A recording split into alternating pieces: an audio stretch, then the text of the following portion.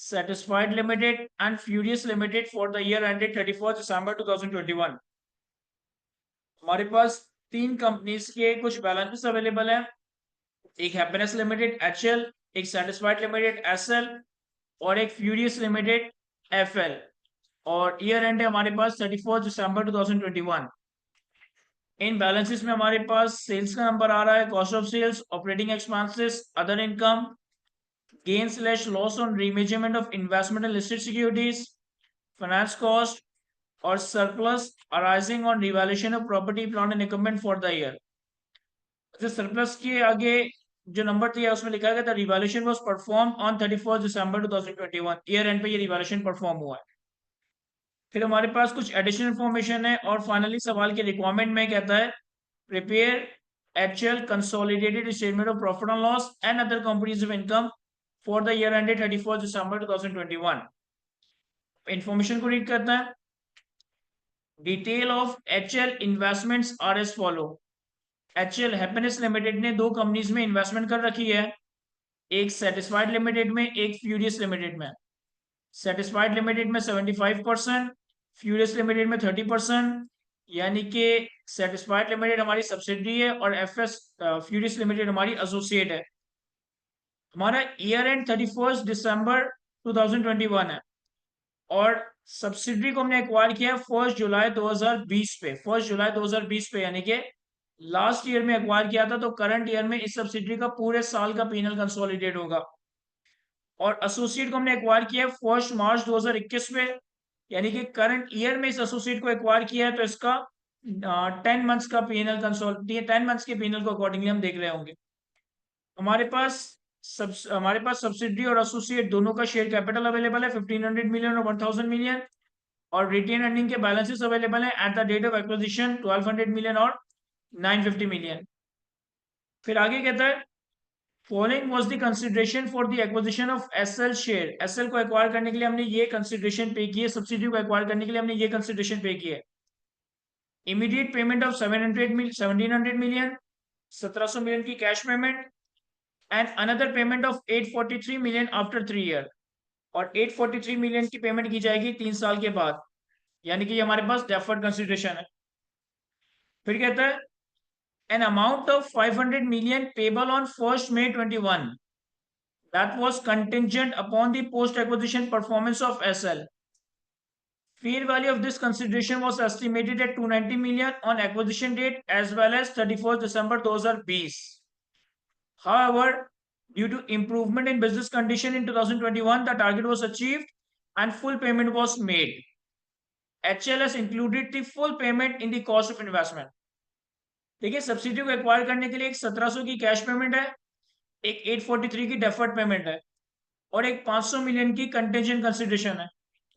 Contingent consideration की fair value acquisition date पे 290 थी, लास्ट ईयर एंड 31 दिसंबर 2020 पे 290 मिलियन थी। लेकिन हमारे साल में कंटिजेंसी मीट हो गई और कंटिजेंसी मीट हो गई तो हमें पूरे 500 मिलियन पे करने पड़े। और हमने क्या किया हुआ है कि जो भी पेमेंट की है ना, उस पूरी पेमेंट यानी कि 500 मिलियन की पेमेंट को कॉस्ट ऑफ इन्वेस्टमेंट में रिकॉर्ड कर दिया है। होना ये चाहिए था कि कंटिजेंट कंसिडरेशन को एक्विजिशन डेट पे फेयर वैल्यू पे ही रिकॉर्ड होना चाहिए था।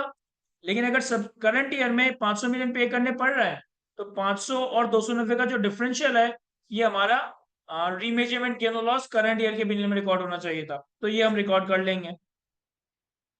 फिर पॉइंट नंबर 3 में कहता है at the date of acquisition of SL carrying value of net assets were equal to fair value except the following. An in-process development project for a software had a fair value of 180 million.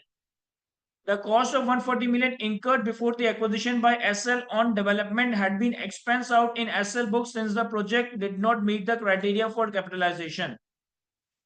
After acquisition, SL incurred further 20 million which had resulted in completion of the project on 1st January 21 and the software has a useful life of 4 years. देखें, जब आपने इस subsidy को acquire किया ना 1 जुलाई 2020 पे, तो subsidy ने एक इन प्रोसेस डेवलपमेंट प्रोजेक्ट के ऊपर 140 मिलियन खर्च करके इसे एक्सपेंस आउट कर दिया था क्योंकि रिकॉग्निशन क्राइटेरिया मीट नहीं हुआ था। लेकिन जब आपने सब्सिडी को एक्वायर किया तो इस इन प्रोसेस डेवलपमेंट प्रोजेक्ट की फेयर वैल्यू 180 मिलियन थी। हमारे एक्वायर करने के बाद इस सब्सिडी ने मजीद 20 मिलियन का खर्चा किया इस प्रोजेक्ट पे, और ये प्रोजेक्ट 1 जनवरी 2021 पे कंप्लीट हो गया। देखिए, सब्सिडी ने हमारी एक्विजिशन से पहले का जो 140 का खर्चा है ना, वो एक्सपेंस आउट किया होगा। हमारी एक्विजिशन के बाद जो फर्दर 20 मिलियन का खर्चा किया, ये सब्सिडी ने खुद ही कैपिटलाइज कर दिया होगा, और प्रोजेक्ट रेडी हो गया 1 जनवरी 2021 पे, और 4 साल की यूजफुल लाइफ है। नेक्स्ट पॉइंट में कहता है, fair value of the inventory was higher than its carrying value by 200 million. 50% and 10% of the inventory were included in the inventory of SL at 31 December 2020 and 21 respectively. जब आपने subsidy को acquire किया तो subsidy के पास कुछ inventories थी जिसकी fair value carrying value से 200 मिलियन ज्यादा थी। 31 दिसंबर 2020 तक इस 200 मिलियन की इन्वेंट्री में से 50% इन्वेंट्री बिक गई, 50% इन्वेंट्री अनसोल्ड है, और 31 दिसंबर 2021 तक 90%, यानी कि 2021 में एडिशनल 40% इन्वेंट्री बिक गई, 10% इन्वेंट्री रह गई है। फिर नेक्स्ट पॉइंट में कहता है, HL has designated its investment in listed securities as subsequently measured at fair value through profit and loss, whereas SL and FL irrecoverably elected their respective investments at initial recognition on 1 June 2021 as subsequently measured at fair value through other comprehensive income. कह रहे parent company अपनी investment इन listed securities को fair value through PNL पे major करता है, subsidiary और associate अपनी investment इन listed securities को फेयर वैल्यू थ्रू ओसीआई पे मेजर करता है। इन्होंने हमें पीएनएल में पेरेंट का फेयर वैल्यू गेन और लॉस, सब्सिडरी का फेयर वैल्यू गेन और लॉस, और एसोसिएट का फेयर वैल्यू गेन और लॉस बताया है। फिर आगे कहता है, SL paid cash dividend of 8% for the half year ended 30 June 2021 and HL recorded its share as other income. Subsidiary company ने 30 जून 2021 का हाफ ईयर एंडेड 8% का डिविडेंड दिया, जो कि पेरेंट कंपनी ने एज अदर इनकम रिकॉर्ड कर लिया। अब तक जो इन्फॉर्मेशन थी वो हमारी पेरेंट से पर्टेनिंग थी। एसोसिएट के हवाले से कहता है, ऑन 25 अगस्त 2021 FL यानी कि associate delivered goods having sale price of 150 million at a markup of 20% to HL. Associate ने पेरेंट को 150 मिलियन की गुड्स सेल की 20% के मार्कअप पे। 40% of these goods are included in HL inventory at year end, और इस inventory में से 40% इन्वेंट्री साल के आखिर में अनसोल्ड है, 60% इन्वेंट्री सेल हो चुकी है। An impairment test has indicated that goodwill of SL was impaired by 15% and there was no impairment in the previous year. Current year and पे 31 दिसंबर 2021 पे हमारी गुडविल 15% से इंपेयर हो गई है, पिछले साल 2020 में कोई इम्पेयरमेंट नहीं थी।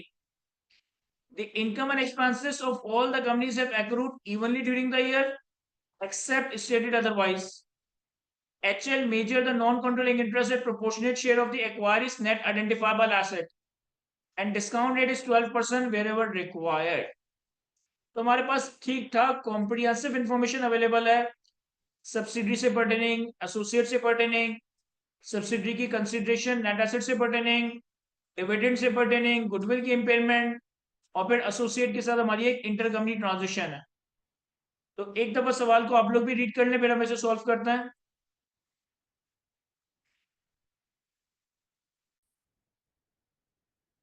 चलिए जी, सॉल्व करते हैं सवाल को। देखें, हमारा ईयर एंड जो है वो 31 दिसंबर 2021 यानी कि 1 जनवरी 21 से लेकर 31 दिसंबर 2021 तक। सब्सिडी को हमने लास्ट ईयर एक्वायर किया था, यानी कि सब्सिडी का पूरे साल का पीएनएल हमारा कंसोलिडेट होगा। तो स्प्रिंग 22 की अटेम्प्ट का question number 8,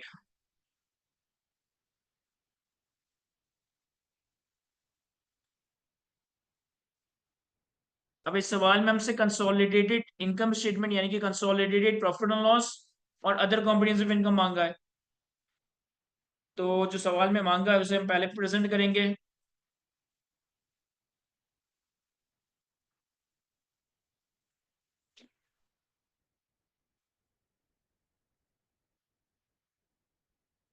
happiness limited consolidated P&L and other comprehensive income for the year. PNL हमेशा हमारा फॉर द ईयर होगा, सिर्फ बैलेंस शीट एसेट होती है, बाकी चारों statements PNL, cash flows, equity और नोट्स हमारे फॉर द ईयर होते हैं। For the year ended 31 December 2021।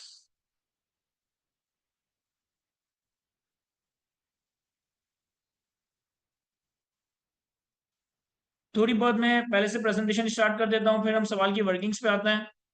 Like हमारे पास पीएनएल में सेल्स का नंबर, कॉस्ट ऑफ सेल्स का नंबर, ग्रॉस प्रॉफिट का नंबर, ये तो आएंगे ही।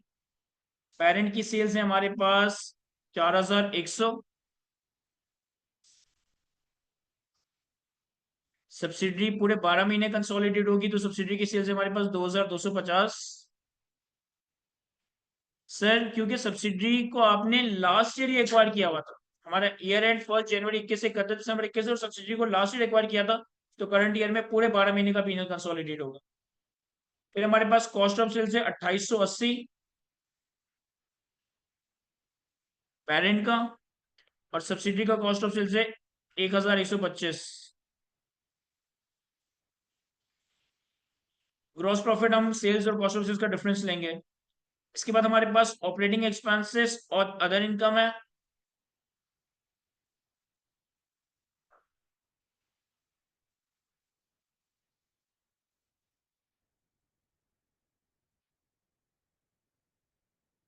ऑपरेटिंग एक्सपेंसेस हमारे पास पेरेंट के हैं 800, सब्सिडरी के हैं 550,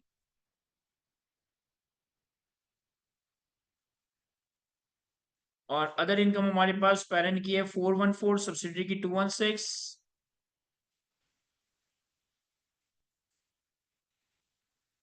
इसके अलावा हमारे पास पेरेंट और सब्सिडरी के पीनल में gain on remeasurement of investments आ रहा है, लेकिन हमने पॉइंट में ये रीड किया था कि पेरेंट अपनी इन्वेस्टमेंट्स को पीएनएल में रखता है फेवरेबल थ्रू पीएनएल, और सब्सिडी और associate favourable through OCI.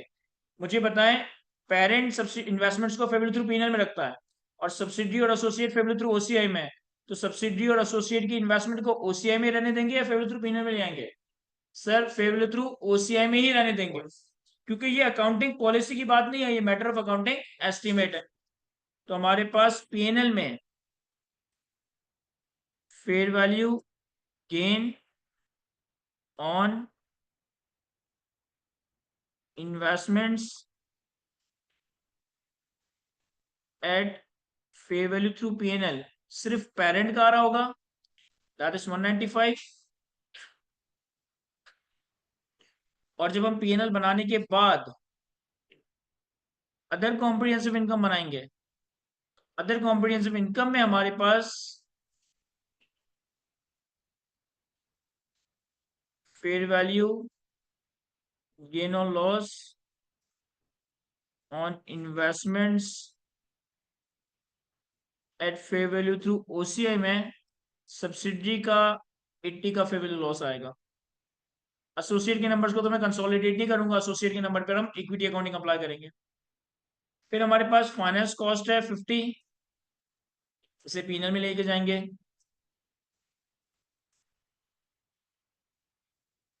Parent की फाइनेंस कॉस्ट तो 0 है, सब्सिडी की है 50। तो अभी तक मैंने कोई ट्रीटमेंट नहीं किए, कोई अभी सवाल की एडजस्टमेंट शुरू नहीं किए, बस पीएनएल और ओसीआई के जो रेलेवेंट आइटम्स थे उन्हें अकॉर्डिंगली पीएनएल में और ओसीआई में लिख दिया है। अब हम आते हैं अपनी वर्किंग्स पे।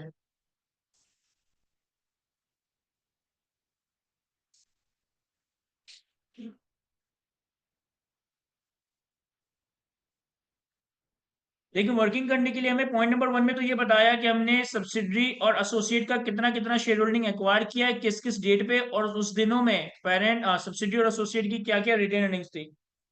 पॉइंट नंबर 2 में हमारे पास सब्सिडरी सेटिस्फाइड लिमिटेड से पढ़ने की कुछ इन्फॉर्मेशन है।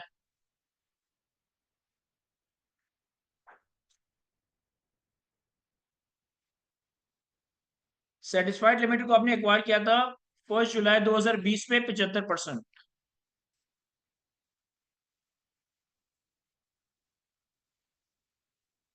अब अगर मैं कुछ वर्किंग करूं, हमारे पास पॉइंट नंबर 2 में कंसिडरेशन का डेटा है, पॉइंट नंबर 3 में नेट एसेट्स का डेटा है। तो नेट एसेट्स की वर्किंग्स हमारे लिए रेलेवेंट होगी, क्योंकि नेट एसेट्स हम गुडविल कैलकुलेट करने में इस्तेमाल कर रहे होंगे।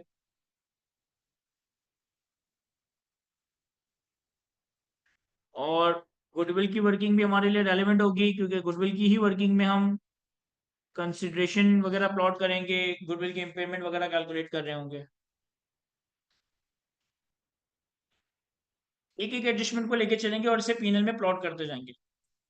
पॉइंट नंबर 2 के पहले बुलेट में कहता है कि 1700 की इमीडिएट कैश पेमेंट है, तो कैश कंसिडरेशन आ जाएगी 1700, और 843 की अनदर पेमेंट है जो कि 3 साल के बाद की जाएगी। इसका मतलब है कि गुडविल की वर्किंग में हमारे पास डेफर्ड कंसिडरेशन आ जाएगा 843 डिवाइडेड बाय, इन्होंने हमें सवाल में कहीं डिस्काउंट रेट दिया होगा 12%, और ये पेमेंट करनी है हमें 3 साल के बाद। इसको हम डिस्काउंट कर देंगे 1 + 12% रेज टू द पावर 3, तो ये आ जाएगा हमारे पास 600। अब एक एक एडजस्टमेंट को मैं कैल करता हूँ। सर ये जो 843 की डेफर्ड पेमेंट है जो आपने 3 साल बाद करनी है, आपने एक्विजिशन डेट पे इसे 600 पे रिकॉर्ड कर लिया, लेकिन सब्सिक्वेंटली तो इस डेफर्ड पेमेंट के ऊपर इंटरेस्ट एक्सपेंस आएगा। सर हमारे पास इंटरेस्ट ऑन डेफर्ड पेमेंट, देखिए सब्सिडी को आपने एक्वायर किया था 1 जुलाई 2020 में, सब्सिडी को आपने एक्वायर किया था 1 जुलाई 2020 में, यानी कि 2020 में आपने एक इंटरेस्ट रिकॉर्ड किया होगा, कितना, 600 का 12% इंटू 6/12, 36, ये हमने रिकॉर्ड किया होगा लास्ट ईयर 2020 में। इस साल हम इंटरेस्ट जो रिकॉर्ड करेंगे वो होगा 600 + 36 इंटू 12%, 76.32, 76.32। अभी 76.32 पेरेंट के पीएनएल में रिकॉर्ड होना चाहिए, पेरेंट के फाइनेंस कॉस्ट में रिकॉर्ड होना चाहिए। तो मैं क्या करता हूं कि अपने पीएनएल में फाइनेंस कॉस्ट में ऐड कर देता हूं 76.32 with proper reference of everything working two के रेफरेंस से मैंने 76.32 ऐड कर दिया फाइनेंस कॉस्ट। सर ये पे तो हमें सब्सिडी को करना है ना? नहीं, मैंने आपको कॉन्सेप्ट डिस्कस करते वक्त बताया था कि जब आप सब्सिडी को एक्वायर करते हो तो कंसिडरेशन सब्सिडी को नहीं देते, सब्सिडी के एक्स ओनर्स को देते हो। तो पॉइंट नंबर 1 में कैश पेमेंट थी, पॉइंट नंबर 1 में डेफर्ड कंसिडरेशन थी, डेफर्ड कंसिडरेशन का क्या इंपैक्ट होगा हमारे पीएनएल पे हमने रिकॉर्ड कर लिया। फिर पॉइंट नंबर 2 के सेकंड बुलेट में कहता है 500 मिलियन पे करने 1 मई 2021 पे, जो कि कंटेंजेंट थे परफॉर्मेंस के ऊपर। जब हमने एक्वायर किया तो इस कंटेंजेंट कंसिडरेशन की फेयर वैल्यू कितनी थी, 290। तो गुडविल की वर्किंग में हमारी जो कंटेंजेंट कंसिडरेशन आएगी वो 290 पे आएगी। लेकिन फिर इसी पॉइंट को पहले क्लोज करें तो कहता है कि 290 की फेयर वैल्यू एक्विजिशन डेट पे थी, 31 दिसंबर पे भी 290 की फेयर वैल्यू थी, लेकिन बिजनेस कंडीशन इंप्रूव होने की वजह से ये टारगेट मीट हो गया और हमें पूरी अमाउंट पे करनी पड़ गई। और पूरी अमाउंट पे कब की? 1 मई 21 पे, 1 मई 21 पे, यानी कि हमारे साल में पे की है।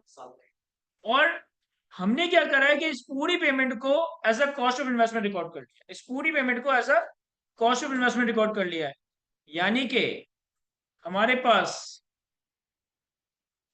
रीमेजरमेंट का एक इंपैक्ट आएगा करंट ईयर में, रीमेजरमेंट ऑफ कंटिंजेंट कंसिडरेशन।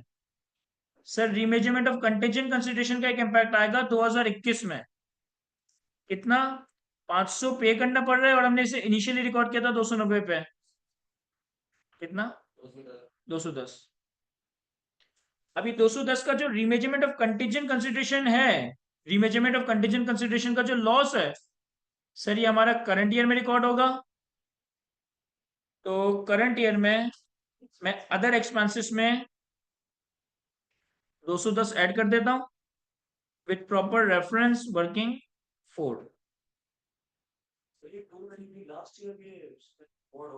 जब आपने सब्सिडी को एक्वायर किया 290 आपने उसी वक्त रिकॉर्ड कर लिया था, 31 दिसंबर पे भी इसे 290 पे भी रिकॉर्ड कर रखा, रिमेजन नहीं किया। करंट ईयर में 500 पे करना पड़ा, तो 500 और 290 का डिफरेंस एक्सपेंस के तौर पे करंट ईयर के पीएनएल में रिकॉर्ड हो। हमारे पास पॉइंट नंबर 2 का पहला बुलेट भी कंप्लीटली सॉल्व हो गया, दूसरा बुलेट भी कंप्लीटली सॉल्व हो गया, यानी कि हमने कंसिडरेशन की वैल्यू, यानी कि हमने कंसिडरेशन की वैल्यू कैलकुलेट कर ली। तो 1700 प्लस 600 प्लस 290 2590 2590। अब सेकंड पॉइंट पे आता है। सेकंड पॉइंट पे कहता है कि जब आपने सब्सिडी को एक्वायर किया ना, उस वक्त नेट एसेट्स की फेयर वैल्यू कैरिंग वैल्यू बराबर थी, और जब आपने सब्सिडी को एक्वायर किया तो शेयर कैपिटल 1500 और रिटेन अर्निंग्स 1200 थी। 3 के पहले बुलेट में कहता है कि जब आपने सब्सिडी को एक्वायर किया तो सब्सिडी के पास एक इन प्रोसेस प्रोजेक्ट था जिसपे सब्सिडी ने 140 मिलियन का खर्चा किया था, लेकिन ये 140 मिलियन का खर्चा एक्सपेंस आउट कर दिया था। जब आपने एक्वायर किया तो आपने इसे 180 की फेयर वैल्यू पर रिकॉर्ड करना है। इसकी फेयर वैल्यू कितनी है? 180। अगर मैं नेट एसेट्स भी साथ साथ कैलकुलेट करूं तो हमारे पास इस सब्सिडी का शेयर कैपिटल आ जाएगा, हमारे पास इस सब्सिडी की रिटेन अर्निंग्स आ जाएंगी। शेयर कैपिटल कितना है? 12 सॉरी 1500, रिटेन अर्निंग है 1200।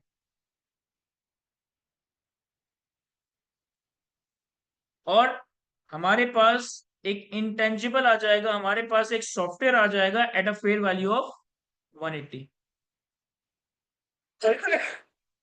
फिर आगे कहता है आपकी एक्विजिशन के बाद सब्सिडी ने इसके ऊपर मजीद 20 मिलियन का खर्चा किया और ये प्रोजेक्ट कंप्लीट हो गया। 20 मिलियन का जो सब्सिडी ने खर्चा किया, ये तो सब्सिडी ने कैपिटलाइज किया ही होगा। This software has a useful life of 4 years. 1 जनवरी 21 पे ये सॉफ्टवेयर रेडी हो गया और उसकी लाइफ कितनी है? 4 साल। यानी कि हमें इस 180 की अमाउंट जो सब्सिडी की बुक्स में रिकॉर्डेड नहीं है, कंसोलिडेटेड बुक्स में रिकॉर्ड हुई है, इसे भी 4 साल में अमोर्टाइज करना पड़ेगा। तो हमारे पास वर्किंग 5 अमोर्टाइजेशन ऑफ इंटेंजिबल या अमोर्टाइजेशन ऑफ सॉफ्टवेयर। सर 1 जनवरी 21 पे 1 जनवरी 21 पे ये प्रोजेक्ट रेडी हुआ था, हमारा ईयर एंड 31 दिसंबर है, यानी कि 2021 में आप 180 डिवाइडेड बाय 4 कितना 45 का अमोर्टाइजेशन एक्सपेंस रिकॉर्ड करोगे। इस 45 के अमोर्टाइजेशन एक्सपेंस को भी ऑपरेटिंग एक्सपेंस में रिकॉर्ड करना सही लगता है। वर्किंग 5।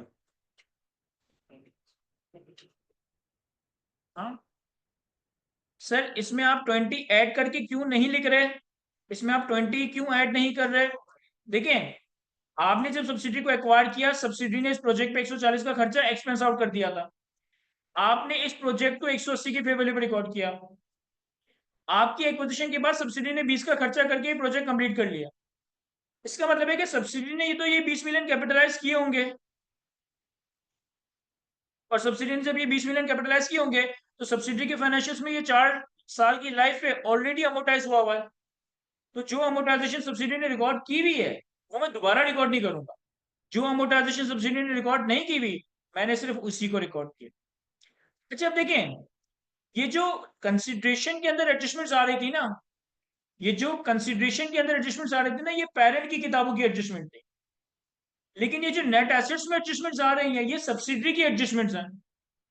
सब्सिडी की एडजस्टमेंट का मतलब है कि इसका इंपैक्ट सिर्फ पेरेंट नहीं बल्कि पेरेंट और एनसीए दोनों के हिस्से में जाएगा। तो सवाल को सॉल्व करते वक्त ही, पीएनएल के सवालों को सॉल्व करते वक्त ही कुछ आइडेंटिफिकेशन मार्क वगैरह दे दें कि मैं इसे एक मार्क दे रहा हूं इस वजह से कि जब मैं एनसीए का शेयर कैलकुलेट करूंगा, जब मैं एनसीए का शेयर कैलकुलेट करूंगा तो इसे मुझे देखना पड़ेगा, इसे मुझे कंसिडर करना पड़ेगा, क्योंकि ये सब्सिडी की बुक्स की एडजस्टमेंट है। इसके बाद अगली एडजस्टमेंट और तगड़ी है। पॉइंट नंबर 3 के सेकंड बुलेट में कहता है fair value of the inventory was higher than its carrying amount by 200 million. 200 million से इन्वेंट्री की फेयर वैल्यू कैरिंग वैल्यू से ज्यादा है। यानी कि नेट एसेट एट एक्विजिशन में आपके पास एक फेयर वैल्यू एडजस्टमेंट आ जाएगी इन्वेंट्री से पर्टेनिंग 200 मिलियन। लेकिन फिर आगे कह रहा है 50% of the inventory were included in inventory at 31st December 2020 and 10% of the inventory were included at 31 दिसंबर 2021। देखो समझो इसे,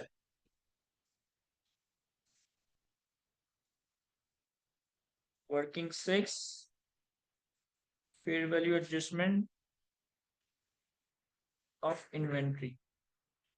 लेट्स से सिर्फ समझाने के लिए कि जो इन्वेंट्री है ना, लेट्स से कि सब्सिडरी की बुक्स में इसकी कॉस्ट है 1000 और एग्जामिनर क्या कह रहा है कि इसकी फेयर वैल्यू इसकी कैरिंग वैल्यू से 200 ज्यादा है। तो कंसोलिडेट बुक्स में आपने इसको किस पे रिकॉर्ड किया? 1200 का। कंसोलिडेट बुक्स में आपने इस इन्वेंट्री को कितने पे रिकॉर्ड किया? 1200 का। जब ये इन्वेंट्री बिकेगी तो 1200 रुपए की कॉस्ट ऑफ सेल्स का पार्ट बननी चाहिए, क्योंकि कंसोलिडेट बुक्स में इस इन्वेंट्री की कॉस्ट कितनी आ गई? 1200। अब 31 दिसंबर 2020 तक 50% इन्वेंट्री बिक गई थी। तो इसका मतलब ये हुआ कि सब्सिडी ने अपनी किताबों में इस 1000 की एक्चुअल कॉस्ट का 50% कॉस्ट ऑफ सेल्स में रिकॉर्ड कर लिया होगा। अगर 50% इन्वेंट्री बिक गई तो सब्सिडी ने क्या किया होगा? जो भी सब्सिडी की कॉस्ट थी उसका 50% कॉस्ट ऑफ सेल्स में चार्ज कर दिया होगा। लेकिन कंसोलिडेट बुक्स में आपको भी इस 200 का 50% कॉस्ट ऑफ सेल्स में रिकॉर्ड करना चाहिए।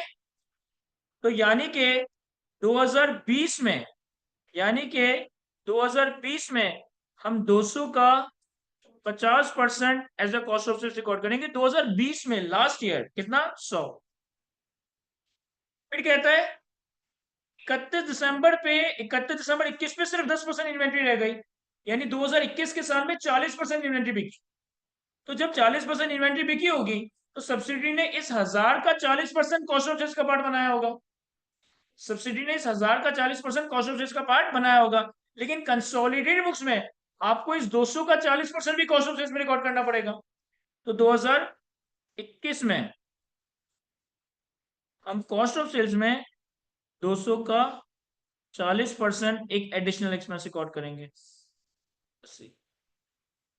तो मैं क्या करूंगा कि सब्सिडरी की कॉस्ट ऑफ सेल्स को 80 से बढ़ा दूंगा, वर्किंग 6।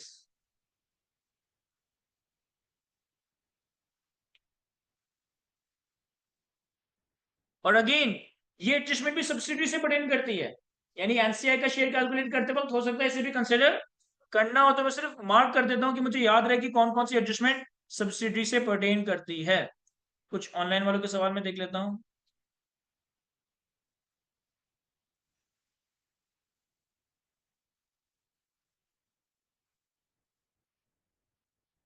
सर एडजस्टमेंट नंबर 3 का पार्ट 1 पार्ट 2 दोबारा से एक्सप्लेन करते हैं। मैं दोबारा से दोनों पार्ट एक्सप्लेन कर रहा हूं। पहले तो अंग्रेजी प्रॉपर्ली रीड करो कि क्या रहा है आपसे। कहता है at the date of acquisition of SL, जब आपने सब्सिडी को खरीदा था हमने 1 जुलाई 20 पे, carrying value of net assets were equal to the fair value. सारे एसेट्स की कैरिंग वैल्यू फेयर वैल्यू बराबर थी एक्सेप्ट द फॉलोइंग, सिवाय इन दो के। Bullet number 1, an in process development project for a software had a fair value of 180 million. The cost of 140 million incurred before the acquisition by SL on development has been expensed out in SL books because the project did not meet the criteria for capitalization. कह रहे जब आपने subsidy को खरीदा ना, तो subsidy ने एक रिसर्च एंड डेवलपमेंट पे 140 मिलियन का खर्चा किया था और इस 140 मिलियन को एक्सपेंस आउट कर दिया था, क्योंकि जब तक रिकॉग्निशन क्राइटेरिया मीट नहीं हुआ था। तो सब्सिडी ने 140 एक्सपेंस आउट कर दिए हैं आपको खरीदने से पहले, आपके खरीदने से पहले पिछले सालों में। आपने इस रिसर्च एंड डेवलपमेंट को 180 की फेयर वैल्यू पे कंसोलिडेटेड बुक्स में रिकॉर्ड करना है, यानी कि ये 180 सिर्फ कंसोलिडेटेड बुक्स में आ रहा है, सेपरेट बुक्स में नहीं आ रहा। फिर हमारी एक्विजिशन के बाद कैपिटलाइजेशन क्राइटेरिया तो मीट हो गया था, सब्सिडी ने मजीद इसके ऊपर 20 का खर्चा किया। जब हमारी एक्विजिशन के बाद कैपिटलाइजेशन क्राइटेरिया मीट हो गया और सब्सिडी ने 20 रुपए का मजीद खर्चा किया, तो इस 20 रुपए को सब्सिडी ने रिकॉर्ड कर लिया होगा। तो यानी कि सेपरेट बुक्स में सिर्फ ये 20 रिकॉर्डेड है कंसोलिडेटेड बुक्स में ये 180 भी रिकॉर्ड है होना है, और ये 20 तो आएगा ही आएगा। फिर प्रोजेक्ट हमारा 1 जनवरी 2021 पे कंप्लीट हो गया। जब 1 जनवरी 2021 पे कंप्लीट हो गया तो इसकी अमोर्टाइजेशन शुरू हो जानी चाहिए। लाइफ इसकी 4 साल है। देखो, ये 20 सब्सिडी ने रिकॉर्ड कर रखा है, तो सब्सिडी ने इसकी अमोर्टाइजेशन भी रिकॉर्ड कर रखी होगी। हमें कुछ नहीं करना इस 20 की हद तक। लेकिन 180 जो सब्सिडी ने रिकॉर्ड नहीं की है, ये हम कंसोल में रिकॉर्ड कर रहे हैं, तो इसकी अमोर्टाइजेशन भी हम कंसोल में खुद रिकॉर्ड करेंगे। तो मैंने क्या करा कि मैंने 180 डिवाइडेड बाय 4, 45 रुपए की 2021 की अमोर्टाइजेशन बनी, ऑपरेटिंग एक्सपेंसेस को 45 से बढ़ा दिया। सर थर्ड एडजस्टमेंट में क्या कह रहा है? थर्ड एडजस्टमेंट में, थर्ड के सेकंड बुलेट में, fair value of the inventory was higher than its carrying value by 200 million. 50% and 10% of the inventory were included in inventory of company SL at 31 December 2020 and 21 respectively. कह रहे subsidy को जब आपने खरीदा ना, तो subsidy के पास कुछ इन्वेंट्री थी जिसकी फेयर वैल्यू कैरिंग वैल्यू से 200 मिलियन ज्यादा थी। पहला ईयर एंड 31 दिसंबर 2020 तक सब्सिडी ने इस इन्वेंट्री का 50% बेच दिया, 50% रह गया। दूसरे ईयर एंड 31 दिसंबर 2021 तक सब्सिडी ने इस इन्वेंट्री का 90% बेच दिया, 10% रहता है। अब मैं तुम्हें कह रहा हूं कि हमें नहीं पता, लेकिन अज्यूम कर रहा हमने कि सब्सिडी ने इन्वेंट्री खरीदी है 1000 की कॉस्ट में, तो सब्सिडी के सेपरेट फाइनेंशियल्स में 1000 रुपए की कॉस्ट रिकॉर्डेड है। सब्सिडी के सेपरेट फाइनेंशियल स्टेटमेंट्स में 1000 रुपए की कॉस्ट रिकॉर्डेड है। कंसोलिडेशन में हमने इस इन्वेंट्री को 1200 की फेयर वैल्यू पर रिकॉर्ड करना है, यानी कि 200 की fair value adjustment separately record करनी है। जब पहले साल का आखिर आया 2020, तो सब्सिडी ने 50% इन्वेंट्री बेच दी, तो सब्सिडी की तो जो कॉस्ट थी, सब्सिडी ने इसी का 50% कॉस्ट ऑफ सेल्स में रिकॉर्ड किया होगा। लेकिन कंसोलिडेटेड बुक्स में 1200 के ऊपर 200 की फेयर वैल्यू एडजस्टमेंट का जो 50% है, वो हमें एक्सपेंस रिकॉर्ड करना पड़ेगा। तो 2020 में 200 का 50% कॉस्ट ऑफ सेल्स 2020 में रिकॉर्ड होगा, पीएनएल फॉर द ईयर होता है। फिर 2021 के एंड तक 90% इन्वेंट्री बिक गई, यानी कि 2021 में एडिशनल 40% इन्वेंट्री बिकी। तो सब्सिडी ने तो इस 1000 का 40% 2021 में एक्सपेंस आउट कर दिया होगा, लेकिन इस फेयर वैल्यू एडजस्टमेंट जिसको हम रिकॉर्ड ही कंसोलिडेटेड बुक्स में कर रहे हैं, इसका 40% हमें एक्सपेंस 2021 में खुद से रिकॉर्ड करना है। मैंने इस 200 का 40% 80 कॉस्ट ऑफ सेल्स में बढ़ा दिया।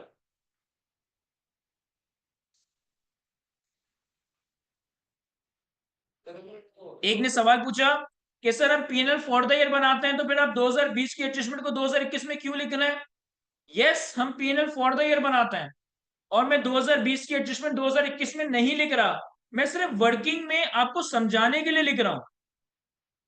जैसे मैंने यहां लिखा था, यहां लिखा है, लेकिन पीएनएल में मैं 2020 के नंबर थोड़ी लेके जा रहा हूं। पीएनएल में तो मैं सिर्फ 2021 के जो नंबर्स हैं उन्हीं को लेकर जा रहा हूं।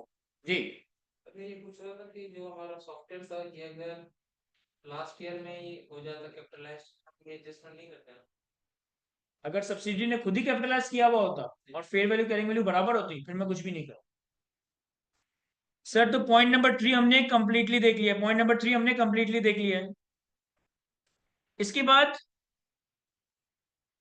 पॉइंट नंबर 4 में ये कहता है कि पेरेंट ने अपनी इन्वेस्टमेंट लिस्टेड सिक्योरिटीज को फेयर वैल्यू थ्रू पीएनएल में रखा है, सब्सिडरी और एसोसिएट ने अपनी इन्वेस्टमेंट लिस्टेड सिक्योरिटीज को फेयर वैल्यू थ्रू ओसीआई में रखा है। इसकी कोई एडजस्टमेंट नहीं है। प्रेजेंटेशन के लिए पेरेंट की इन्वेस्टमेंट्स पे जो फेयर वैल्यू का गेन था 195 का, ये मैंने फेयर वैल्यू थ्रू पीएनएल में दिखाया, सॉरी ये मैंने पीएनएल में दिखाया। और सब्सिडरी की इन्वेस्टमेंट्स में जो फेयर वैल्यू लॉस था 80 का, ये मैंने पीएनएल में नहीं दिखाया, इसे मैंने ओसीए में दिखाया, क्योंकि ये मैटर ऑफ अकाउंटिंग पॉलिसी नहीं है, मैटर ऑफ अकाउंटिंग एस्टिमेट है। एसोसिएट में जब आएंगे तो एसोसिएट वाले हिस्से को भी डिस्कस कर लेंगे। फिर point number 5, SL subsidiary paid cash dividend of 8% for the half year ended 30 June 2021। Happiness limited recorded its share as other income. Sir subsidy ने पेरेंट को डिविडेंड दिया है, सब्सिडी ने पेरेंट को डिविडेंड दिया है, working 7 dividend by SL to HL.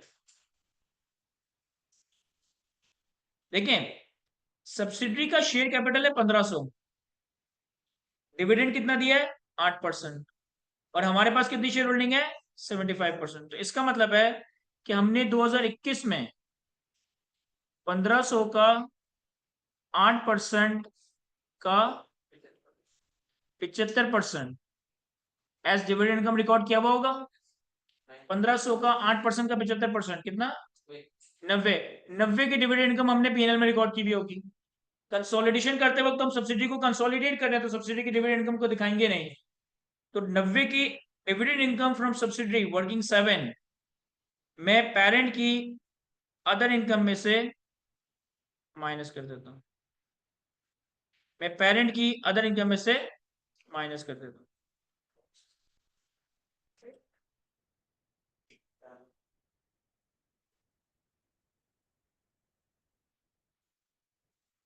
इसके बाद सर एडजस्टमेंट नंबर 2 आपने देख लिया है, 3 आपने देख लिया है, 4 का पार्शियल पोर्शन देखा है, 5 आपने देख लिया है।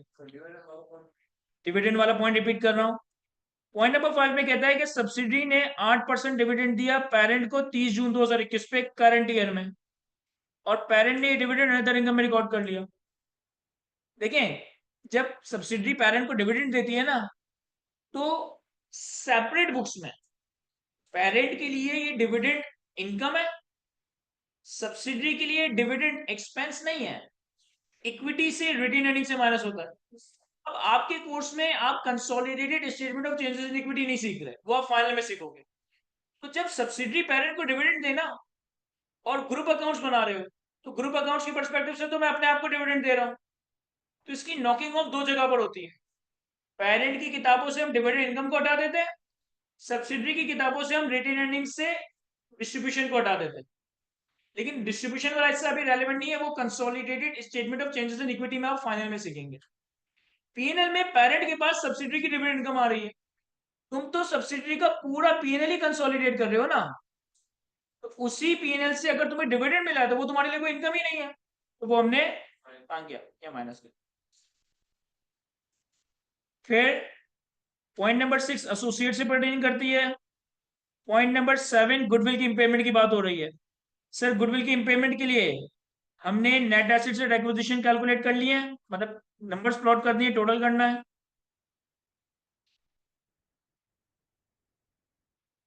कितना 1500 1200 180 200 3080 3080। हमने अपनी कंसिडरेशन कैलकुलेट कर ली थी। एनसीए के बारे में फेयर वैल्यू तो गिवन नहीं है, बल्कि इन्होंने बता दिया था कि एनसीए को हमने प्रोपोर्शनेट शेयर पे रखना है। तो इसका मतलब है कि मैं अपनी कंसिडरेशन से लेस करूंगा fair value of net assets at acquisition में जो हमारा हिस्सा है। हमारा हिस्सा कितना है 3080 का 75%।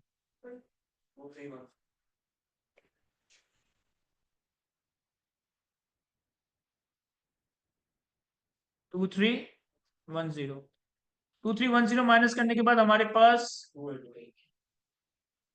Goodwill at acquisition, goodwill at acquisition कितना 280 की गुडविल एट एक्विजिशन रिकॉर्ड हुई होगी।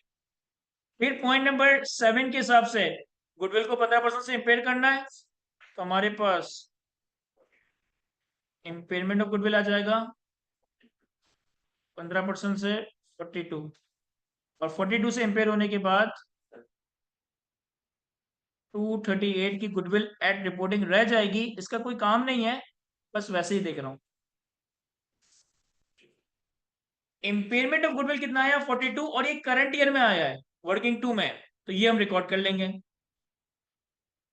ऑपरेटिंग एक्सपेंसेस में रिकॉर्ड कर लें, अलग लाइन आइटम दे दें, इससे कोई इतना फर्क नहीं पड़ता, मैं ऑपरेटिंग एक्सपेंसेस में रिकॉर्ड कर लेता हूँ 42 वर्किंग 2 ये गुडविल की इंपेयरमेंट, और ये भी सब्सिडी से पर्टेन करती है। तो मैं इसे मार्क दे रहा हूं ताकि मैं एनसीआई का शेयर कैलकुलेट करते वक्त इसके बारे में सोच लूंगा, इसके बारे में देख लूंगा। आऊंगा, लेकिन अभी सब्सिडी से पर्टेन करती है तो हम एक मार्क दे रहे हैं कि भाई ये सारी एडजस्टमेंट हमने की है ना, इसमें से ये 3 एडजस्टमेंट ऐसी हैं जो सब्सिडी से पर्टेन करती है। सिर्फ इसलिए मार्किंग कर रहा हूं यहाँ पे ताकि जब एनसीए की वर्किंग करूं तो पूरा सोल्यूशन बार बार ना घुमाना पड़े मुझे। फिर इस पॉइंट में कह रहा है कि हम इनकम और एक्सपेंसेस को इवनली एक्रू करेंगे, एनसीए को प्रोपोर्शनल शेयर पे रखेंगे 12%, ठीक है। तो मेरा ख्याल है कि सब्सिडी से पर्टेनिंग तो सब कुछ आपने प्लॉट कर दिया, सारी एडजस्टमेंट भी प्लॉट कर दी थी, गुडविल की पेमेंट भी कैलकुलेट कर ली। अब आते हैं हम इन्वेस्टमेंट इन एसोसिएट पे, वर्किंग 8।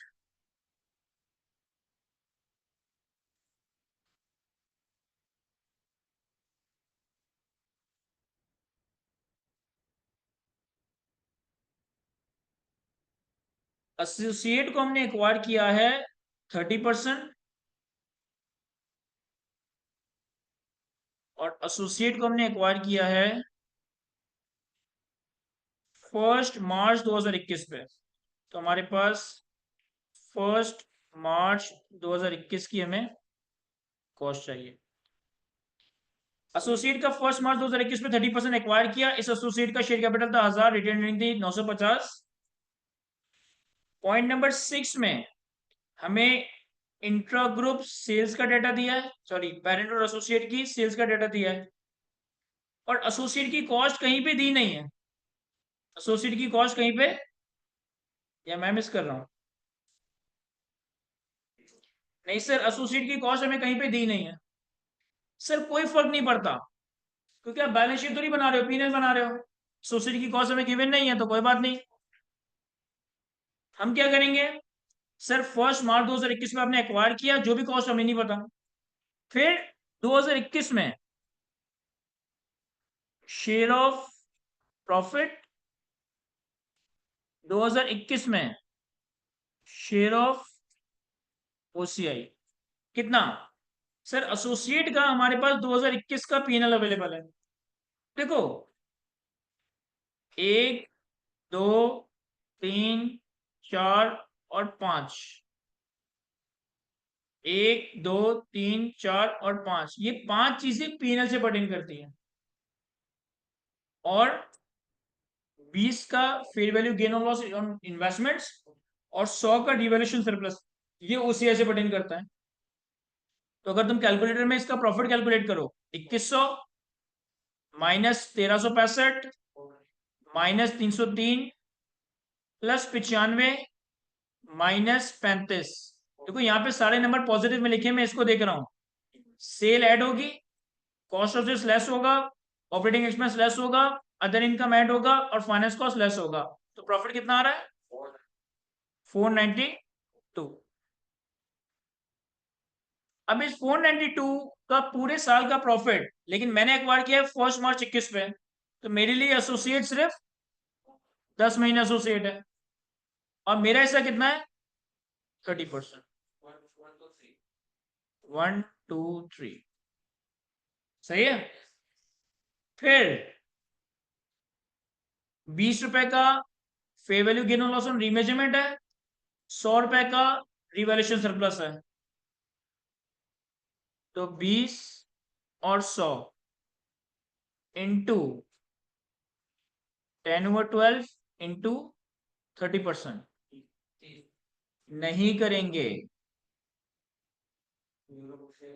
क्यों? क्योंकि देखो, तुमने इसे 1 मार्च 2021 पे एक्वायर किया, जो इसकी सेल है ना, ये 12 महीने हुई होंगी। जो इसकी cost of sales, operating expenses वगैरह ना, ये 12 महीने हुई होगी। लेकिन इन्वेस्टमेंट को तुम रीमेजर कब करते हो? साल के आखिरी दिन। एसेट को तुम रीवैल्यू कब करते हो? साल के आखिरी दिन, जो इन्होंने बताया भी था। तो इसका मतलब है कि ये तो दोनों चीजें ऐसी हैं, ये भी और ये भी, जो अराइज ही 31 दिसंबर पे हुआ है। इसको 10 मंथ्स में प्रोपोर्शन नहीं करना चाहिए, इसको हम सिंपली 30% कर, कितना?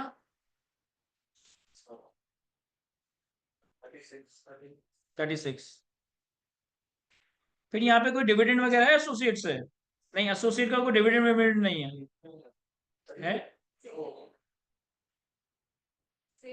सेल है जी। सर ये जो डिविडेंड आपने लिया है, ये आपने 9 मंथ्स का लिया है? नहीं, लेकिन डिविडेंड तो मिलता है उस वक्त जो कंपनी का शेयर होल्डर हो, भले वो एक दिन ही पहले क्यों ना बना, उसको पूरा डिविडेंड मिल जाता है। डिविडेंड को प्रोपोर्शनेट नहीं करते नंबर ऑफ मंथ्स पे। फॉर एग्जाम्पल, अगर मैं आज एक कंपनी का शेयर लेता हूँ और कल डिविडेंड मिलता है, तो मुझे पूरा ही डिविडेंड मिलेगा। 90 ऐसे आया था। 1500 का शेयर कैपिटल था, 8% डिविडेंड, और हमारे पास 75% शेयर होल्डिंग। सर तो ये दो नंबर्स हैं जो इन्वेस्टमेंट एंड एसोसिएट से पर्टेन करते हैं, जो आपके पीएनएल में चले जाएंगे। अच्छा, हमारे पास एक कुछ इंटर कंपनी सेल्स भी है।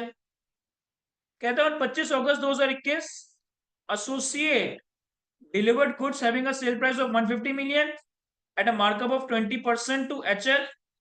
40% of these goods are included in HL inventory at 31st December 2021. Associate ने पेरेंट को सेल करा है, एसोसिएट ने पेरेंट को सेल करा है, तो हमारे पास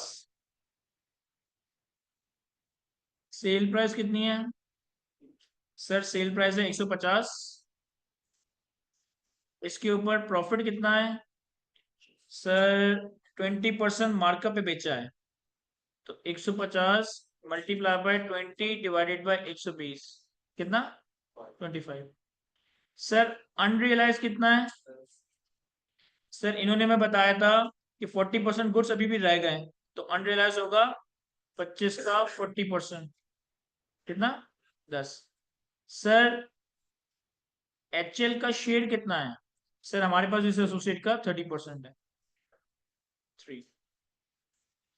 अब एसोसिएट ने पेरेंट को सेल करा है, एसोसिएट ने पेरेंट को सेल करा है, तो शेयर ऑफ प्रॉफिट डेबिट होगा और पेरेंट की इन्वेंट्री क्रेडिट होगी। सही है? शेयर ऑफ प्रॉफिट डेबिट होगा और पेरेंट की इन्वेंट्री क्रेडिट होगी। वर्किंग 8 से ये नंबर अपने पीएनएल में ले जाएं, तो हमारे पास पीएनएल में आ जाएगा, sorry, share of profit from associate कितना? 123 का शेयर ऑफ प्रॉफिट और 3 की नेगेटिव एडजस्टमेंट, तो 123 माइनस 3 वर्किंग 8, और अदर कॉम्प्रिहेंसिव इनकम में भी आ जाएगा share of OCI from associate working 8, ये दो नंबर हमने कैलकुलेट किया हुआ है, 36।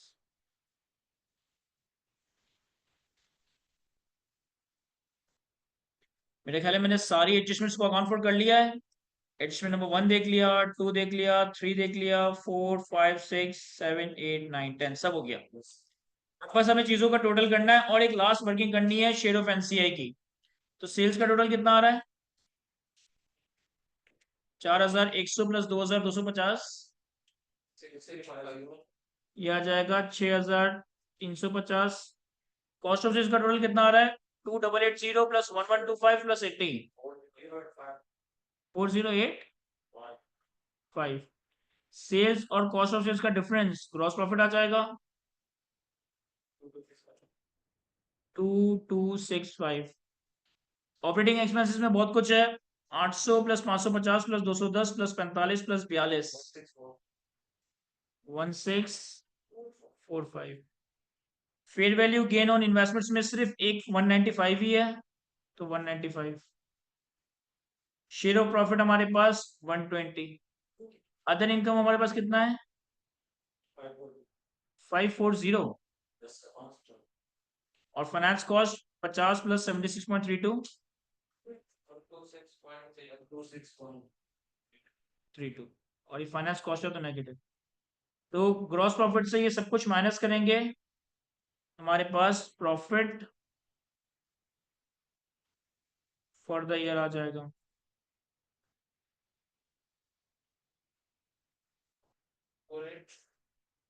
1348.68, यही बन रहा है। सर अदर कॉम्प्रिहेंसिव इनकम में हमारे पास एक 80 का लॉस है और एक 36 की इनकम।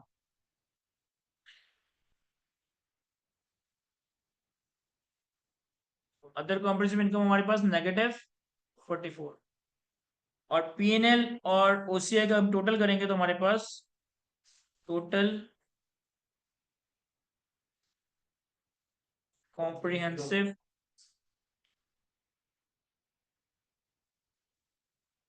कितना 1304.68। ये हमने कंसोलिडेटेड पीएनएल बना लिया है, लेकिन हमें एक लास्ट वर्किंग करनी पड़ती है कि जो हमने प्रॉफिट कैलकुलेट किया, जो हमने ओसीआई कैलकुलेट किया, और जो हमने शेयर ऑफ सॉरी जो हमने टोटल कॉम्प्रिहेंसिव इनकम कैलकुलेट किया, इसे हमें 3 हिस्सों में तोड़ना पड़ेगा। किस तरीके से? Profit attributable to parents, share holder and NCI. फिर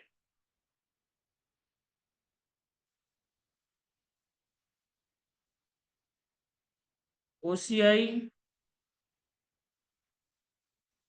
attributable to parent, shareholders and NCI। और फिर टोटल कॉम्प्रिहेंसिव इनकम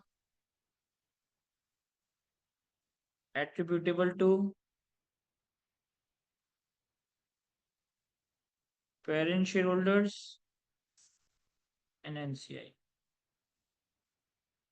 तो हम प्रॉफिट को भी पेरेंट और एनसीआई में बाइफरकेट करेंगे, ओसीआई को भी पेरेंट और एनसीआई में बाइफरकेट करेंगे, और टोटल कॉम्प्रिहेंसिव इनकम को भी पेरेंट और एनसीआई में बाइफरकेट करेंगे। मुझे इतना पता है कि जो टोटल प्रॉफिट है ना 1348.68, यही बाइफरकेट होगा। तो 1348.68। अदर कॉम्प्रिहेंसिव इनकम कितना है? 44। और टोटल कॉम्प्रिहेंसिव इनकम कितना है? 1304.68। ठीक है। अब हम करते ही हैं कि हम एनसीआई का शेयर कैलकुलेट करते हैं और पेरेंट का शेयर बैलेंसिंग रख देते हैं।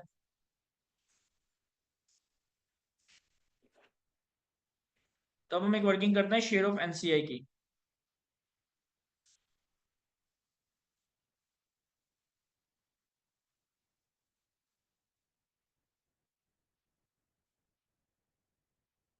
प्रॉफिट में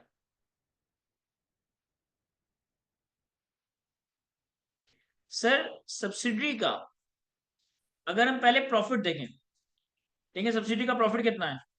sales, cost of sales, operating expense, other income, gain और लॉस नहीं लूंगा क्योंकि वो ओसीआई में जा रहा है, और फाइनेंस कॉस्ट। तो ये प्लस माइनस करो तो कितना बन रहा है? 616। तो हमारे पास एसएल का प्रॉफिट है 616। अब हमें इसमें कुछ एडजस्टमेंट्स करनी होंगी। कौन सी एडजस्टमेंट करनी होगी? सर वो एडजस्टमेंट करनी होगी जो सब्सिडी से पर्टेन करती है और उसका इम्पैक्ट एनसीआई को भी देना है। ये वो एडजस्टमेंट्स होंगी जो सब्सिडी से पर्टेन करे एंड उसका इम्पैक्ट एनसीआई को भी देना हो। 7741 आ रहा। चल अब कौन कौन सी एडजस्टमेंट थी सर? 3 एडजस्टमेंट्स थी जो सब्सिडी से पर्टेन करती थी। एक 80 की इन्वेंट्री की एडजस्टमेंट थी, एक 45 का अमोर्टाइजेशन था, और एक 42 की गुडविल की इम्पेयरमेंट थी। सर 80 की जो इन्वेंट्री की एडजस्टमेंट है, क्या ये सब्सिडी से पर्टेन करती है? यस। क्या ये एनसीआई को एलोकेट होगी? क्या ये एनसीआई को एलोकेट होगी? देखो तुम सब्सिडी का पीएनएल जो कंसोलिडेट कर रहे हो, उसी पीएनएल में से तुम्हें एनसीआई को हिस्सा देना है ना। तो अगर सब्सिडी के पीएनएल में 80 रुपए का एक इन्वेंट्री का एक्सपेंस रिकॉर्ड करना है, तो वो एनसीआई को भी जाएगा, क्योंकि तुमने पूरी इन्वेंट्री पे फेयर वैल्यू एडजस्टमेंट रिकॉर्ड किया। पूरी इन्वेंट्री तुम्हारी थोड़ी थी, तुम्हारी तो 75% थी, एनसीआई की 25% थी। तो जब पूरी इन्वेंट्री पे 200 का फेयर वैल्यू गेन रिकॉर्ड किया, तब जब ये फेयर वैल्यू का अमाउंट एक्सपेंस आउट होगा, तो उसका 75% पेरेंट को, 25% एनसीआई को। तो हमारे पास fair value adjustment of inventory 80, और ये कॉस्ट ऑफ सेल्स में रिकॉर्ड हो रहा है, तो 80 माइनस हो जाएगा प्रॉफिट से। दूसरा 45 की अमोर्टाइजेशन, क्या ये सब्सिडी से पर्टेन करता है? यस। क्या ये एनसीआई को एलोकेट होगा? क्या ये अमोर्टाइजेशन एनसीआई को एलोकेट होगा? नहीं होगा, नहीं होगा सर। सर अभी एसेट तो हमारा है ना, उसका तो नहीं। देखिए, आपने जब सब्सिडी को खरीदा ना, आप सब्सिडी के सारे एसेट सारी लाइबिलिटी को फेयर वैल्यू पे लेकर आ रहे हो। फिर ये कह रहे हो कि 75% एसेट मेरे, 25% एनसीआई के, तो हम अपनी बैलेंस शीट पे 100% एसेट और लाइबिलिटी दिखाएंगे, उसमें जो एनसीआई का हिस्सा है वो एनसीआई को दिखा देंगे, एनसीआई के नाम से दिखा देंगे। तो अब ये पूरे एसेट्स जब डेप्रिशिएट होंगे, अमोर्टाइज होंगे, इम्पेयर होंगे, तो इन सब का बर्डन भी पेरेंट को भी जाएगा, एनसीआई को भी जाएगा। ऐसा ही है। तो एक इंटेंजिबल जो तुमने कंसोलिडेटेड बुक्स में रिकॉर्ड किया, उसका अमोर्टाइजेशन 75% पेरेंट को जाएगा, 25% एनसीआई को जाएगा। तो ये था हमारे पास 45।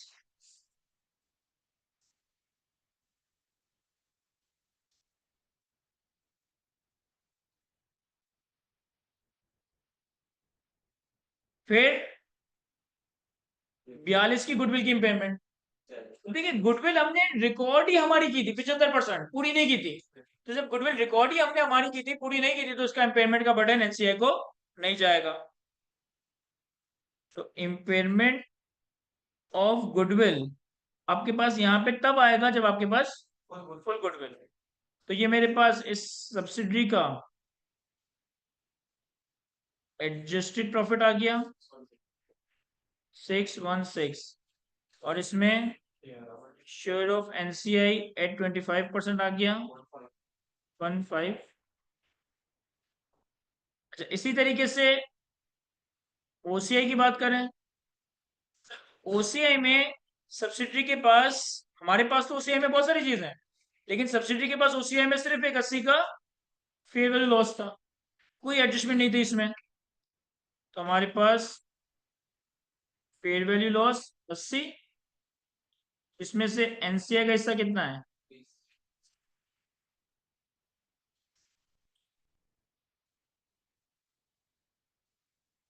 20।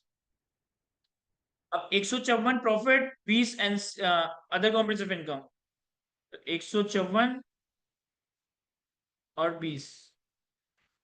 सर टोटल प्रॉफिट से एनसीआई का हिस्सा माइनस करूं तो पेरेंट का हिस्सा आ जाएगा 20%, नहीं 25 ही लिया है ना, 80 का 25% 20 बन रहा है। कितना आ रहा है प्रॉफिट? 1194.68। ये कितना आ रहा है? 24। सर ये 24 नहीं आएगा, ये 64 आएगा। ये 64 आएगा जब तुम -44 में -20 करोगे तो तुम्हारे पास, बल्कि नहीं, सॉरी सॉरी सॉरी सॉरी 24 ही आएगा, 24 ही आएगा। -24 -20, तो ये टोटल 44 बना। और ये देखो रीचेक अगर हम करें, देखो 80 के नुकसान में तुम्हारा हिस्सा कितना है? 75%। और ओसीआई एसोसिएट से कितना मिला? 36। तो 80 का 75% 60, 80 का 75% 60 नेगेटिव, प्लस पॉजिटिव 36, तो नेगेटिव 24। और टोटल कॉम्प्रिहेंसिव इनकम कैसे लिखेंगे? 1194.68 -24। करें जरा, 1194.68 -24, 1170.68, और 154 -20, 134। क्या इन दोनों का टोटल यही बन रहा है? यही बनना चाहिए आइडियली। तो यहां तक हमारे सवाल कंप्लीट हुआ जाता है। कॉपी करें इससे, तो फिर हम आगे बढ़ते हैं। टोटल कॉम्प्रिहेंसिव इनकम रिपीट कर दूं या दिखा दूं? देखो, ये नंबर तो पता है यहां से आया, फिर एनसीआई का हिस्सा कैलकुलेट किया, बैलेंसिंग पेरेंट का रख दिया। टोटल कॉम्प्रिहेंसिव इनकम पीएनएल और ओसीआई का टोटल है। तो पेरेंट में मैंने पेरेंट का प्रॉफिट उठाया और पेरेंट का ओसीआई उठाया, ये यहाँ लिख दिया। हाँ, और ये 154 और 20 उठा के यहाँ लिख दिया। कॉपी कर लेंगे सर इसे।